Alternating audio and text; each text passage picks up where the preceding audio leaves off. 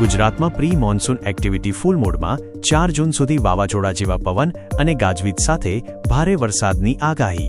ગુજરાત રાજ્યમાં છેલ્લા ઘણા સમયથી પડી રહેલી અસહ્ય અને કાળઝાળ ગરમી વચ્ચે નાગરિકો માટે સૌથી મોટા રાહતના સમાચાર આવ્યા છે।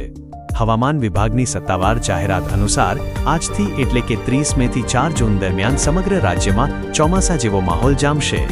આગામી 7 દિવસમાં મહત્તમ તાપમાનમાં 3 થી 5 ડિગ્રી સુધીનો નોંધપાત્ર ઘટાડો થવાની શક્યતા છે, જેનાથી લોકોને બફારા અને ગરમીમાંથી મોટી રાહત મળશે। જો કે આગામી 3 દિવસ સુધી કેટલાક શહેરોમાં પારો 40 ડિગ્રી આસપાસ રહેતા થોડો ઉકળાટ અનુભવાઈ શકે છે। આજના હવામાનની તાજી સ્થિતિ નાઉકાસ્ટ।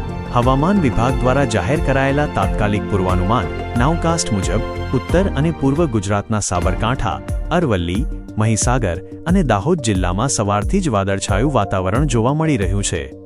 આજના સંપૂર્ણ દિવસ દરમિયાન બનાસકાંઠા, મહેસાણા, સાબરકાંઠા, અરવલ્લી, મહીસાગર, પંચમહાલ, દાહોદ અને છોટા ઉદેપુર જિલ્લામાં 40થી 50 કિલોમીટર પ્રતિ કલાકની ઝડપે તોફાની પવન ફૂંકાવાની અને ગાજવીજ સાથે હળવોથી મધ્યમ વરસાદ થવાની પ્રબળ સંભાવના છે।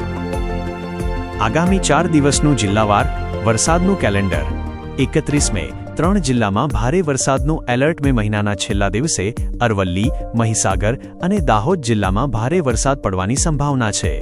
આ ઉપરાંત બનાસકાંઠા, સાબરકાંઠા, મહેસાણા, ખેડા, આણંદ, પંચમહાલ, વડોદરા, છોટા ઉદેપુર, નર્મદા, તાપી, ડાંગ અને ગીર સોમનાથમાં તેજ પવન અને ગાજવીજ સાથે વરસાદ પડી શકે છે।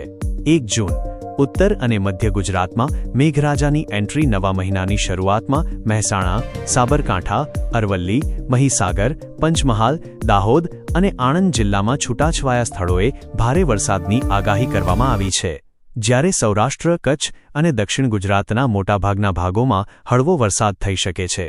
2 જૂન 5 જિલ્લાઓ માટે ચેતવણી। આ દિવસે બનાસકાંઠા, મહેસાણા, સાબરકાંઠા, અરવલ્લી અને આણંદ જિલ્લામાં આકાશી આફત જેવો ભારે વરસાદ તૂટી પડવાની આશંકા છે, જેને પગલે વહીવટીતંત્રને પણ એલર્ટ રહેવા સૂચના અપાઈ છે। 3 અને 4 જૂન સમગ્ર ગુજરાતમાં સાર્વત્રિક વરસાદી માહોલ। જૂન મહિનાના પ્રથમ સપ્તાહમાં પ્રી મોન્સૂન એક્ટિવિટી ચરમસીમાએ પહોંચશે।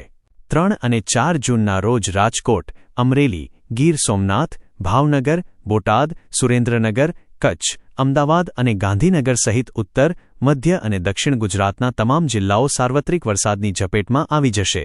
આ દરમિયાન 50 કિલોમીટર સુધીની ઝડપે પવન ફૂંકાવાની શક્યતા છે। જગતના તાત ખેડૂતો માટે ખાસ એડવાઇઝરી। હવામાન પલટા અને ભારે પવનની આગાહીને ધ્યાનમાં રાખીને ખેડૂતોને પોતાનો ખુલ્લામાં પડેલો પાક અથવા અનાજ સુરક્ષિત સ્થાને ખસેડી લેવા અપીલ કરવામાં આવી છે। તીવ્ર પવન અને વીજળીના કડાકા વખતે ઝાડ કે લોખંડના થાંભલા નીચે આશરો ન લેવા તંત્ર દ્વારા જનહિતમાં સૂચના જાહેર કરવામાં આવી છે।